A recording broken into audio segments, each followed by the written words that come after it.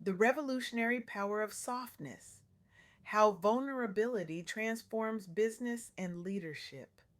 Good morning, everyone. Thank you for being here today.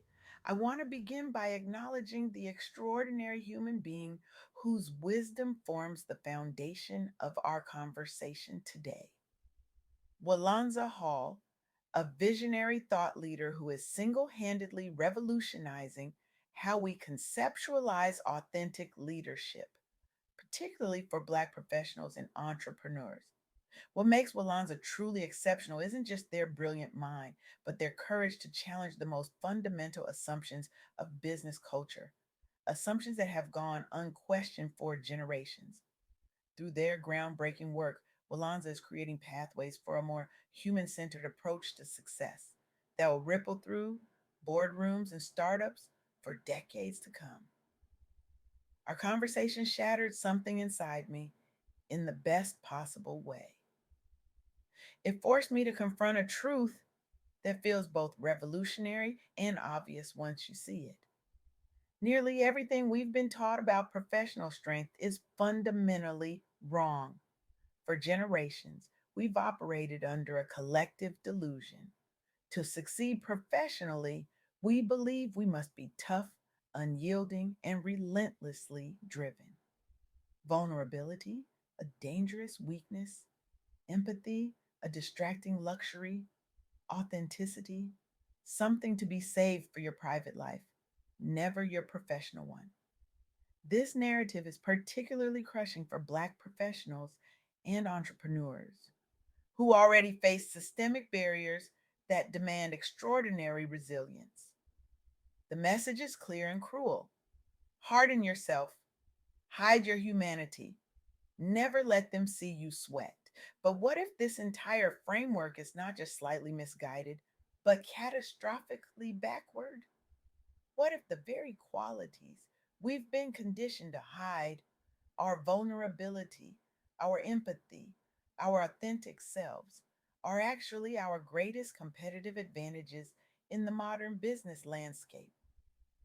This is the revolutionary perspective Walonza Hall shared with me, that embracing your softness, those qualities society dismisses as weaknesses, can be your superpower in both business and leadership. I can feel some of you shifting uncomfortably in your seats. Softness in business? That sounds like career suicide. I understand that reaction. We've all been shaped by a culture that celebrates the hustle, the grind, the never show weakness mentality. But the evidence tells a radically different story. And today I want to share what Walonza taught me, that leaning into our soft skills doesn't just create healthier workplaces, it drives innovation, it fuels sustainable growth, and it opens doors that remain firmly closed to those trapped in outdated notions of leadership. Let me be crystal clear about something. This isn't about being weak.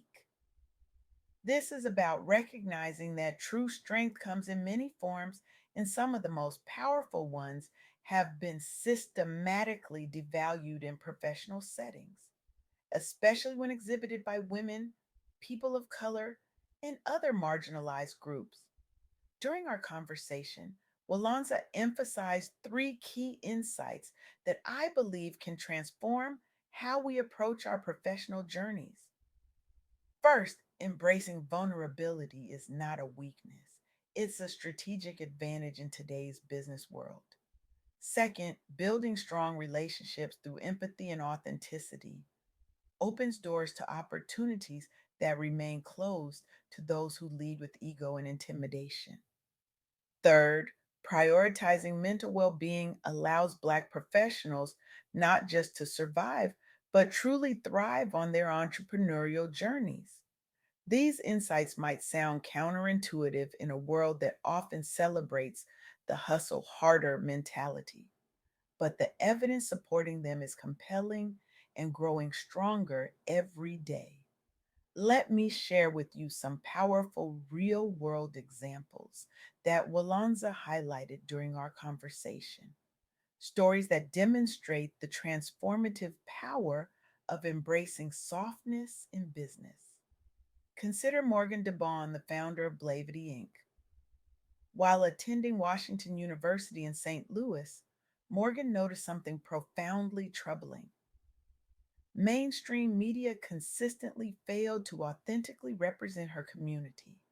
Rather than accepting this reality, she took action. She launched Blavity from her living room with friends, creating a digital media company focused on empowering Black millennials with culturally relevant content. As a young Black woman entrepreneur, Morgan faced formidable challenges. Limited funding access in tech and media spaces dominated by non diverse investors, skepticism about her vision, the constant pressure to conform to traditional leadership models that didn't reflect her values or community needs. But instead of hardening herself in response to these challenges, instead of adopting the cutthroat mentality that conventional wisdom might suggest, Morgan leaned deeper into her authenticity. She cultivated an inclusive team culture rooted in transparency, collaboration, and shared purpose. She led not as an untouchable authority figure, but as both a leader and community member, someone deeply connected to the audience she served. The results speak volumes. Blavity has become one of the largest digital platforms serving Black audiences globally. Morgan has raised millions in venture capital, expanded her portfolio to include the influential Afrotech Summit, been recognized as an industry disruptor by Forbes and Inc., and built vibrant online and offline communities. Perhaps most importantly, she's inspired countless other underrepresented founders and shifted how brands engage with diverse consumers. Morgan's story powerfully illustrates what Walonza emphasized in our interview, that embracing authentic leadership rooted in cultural identity leads not only to business success, but also to broader community impact. Or consider Tristan Walker, founder of Walker and Company Brands and its flagship product Bevel, which addresses grooming needs specific to men of color, particularly razor bumps common among Black men. Tristan faced significant skepticism from investors unfamiliar with his target market. He struggled against stereotypes about what products could succeed at scale when led by minority founders. The conventional wisdom would suggest he needed to downplay the specificity of his products to make them seem more universal and less focused on the needs of Black consumers. But Tristan rejected that approach entirely. Instead, he centered customer empathy at every stage, from product design informed by real user stories to marketing campaigns that celebrated diversity unapologetically rather than hiding it behind generic branding strategies. The outcome?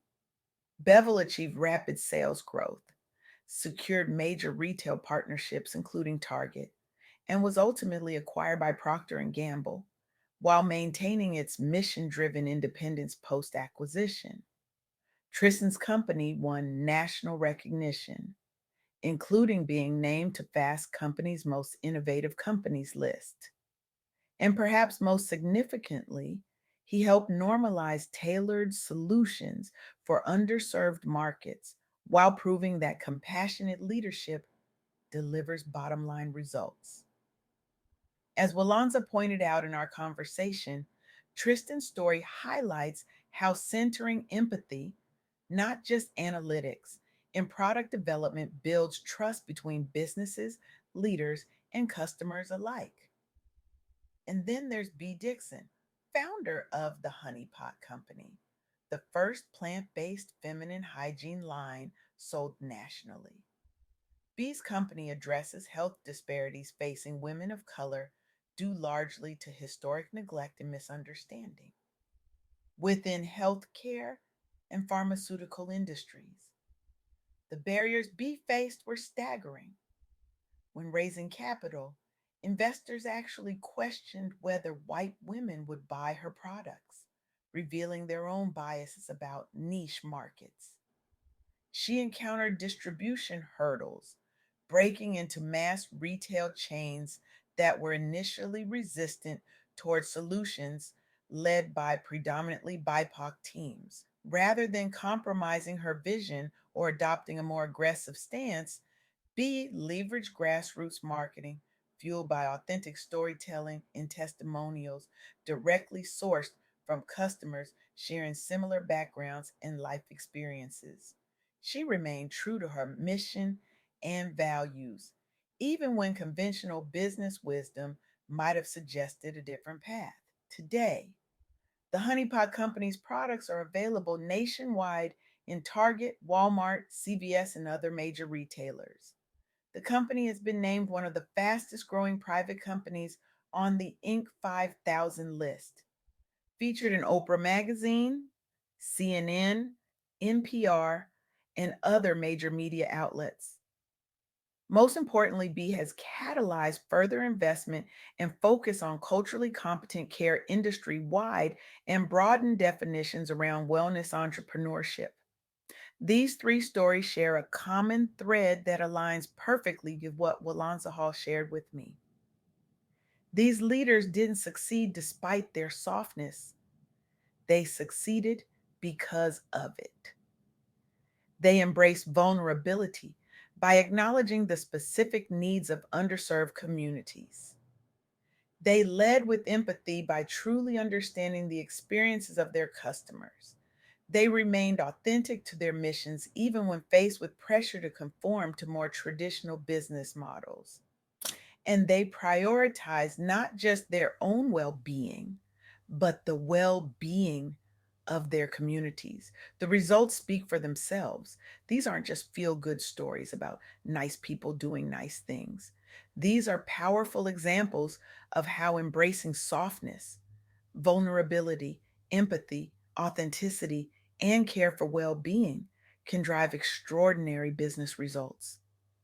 Now, I want to be absolutely clear. Embracing softness doesn't mean abandoning ambition or lowering your standards. It doesn't mean accepting mediocrity or avoiding difficult conversations. And it certainly doesn't mean being a pushover. What it does mean is recognizing that the qualities that make us human, our capacity for connection, for empathy, for vulnerability, are not liabilities to be hidden away in professional settings. They are assets to be leveraged strategically. It means understanding that in a world increasingly dominated by artificial intelligence and automation, our uniquely human qualities become more valuable, not less. It means acknowledging that sustainable success comes not from treating ourselves and others as machines to be optimized for maximum output, but as whole human beings with needs, emotions, and lives beyond work. This perspective is particularly crucial for Black professionals and entrepreneurs who have often felt pressure to be twice as tough, twice as resilient, twice as unyielding in the face of systemic challenges. The message from Walonza Hall is clear. You don't have to sacrifice your humanity on the altar of professional success. In fact, embracing your full humanity, including your softness, may be the very thing that sets you apart. So I stand before you today with a challenge to fundamentally reimagine what strength looks like in business and leadership, to question the narratives that have told us we must harden ourselves to succeed, to consider that perhaps the most revolutionary act in today's business world is to bring your full, authentic, vulnerable self to your work. I challenge you to identify one area where you've been hiding your softness out of fear, where you've been holding back your empathy, your vulnerability, your authentic voice, and to intentionally lean into that softness as a source of strength. Because the truth is, we don't need more leaders who have mastered the art of appearing invulnerable. We need leaders who have mastered the courage to be seen fully, authentically, humanly. Leaders who understand that their capacity for empathy, for connection, for vulnerability isn't a weakness to be overcome, but a superpower to be embraced. The future of business isn't harder, colder, or more machine like, it's more deeply human. And those who recognize this first will not only transform their own careers and companies, they'll transform our entire understanding of what leadership can and should be. The revolution has already begun. The question is, will you be brave enough to join it? Thank you.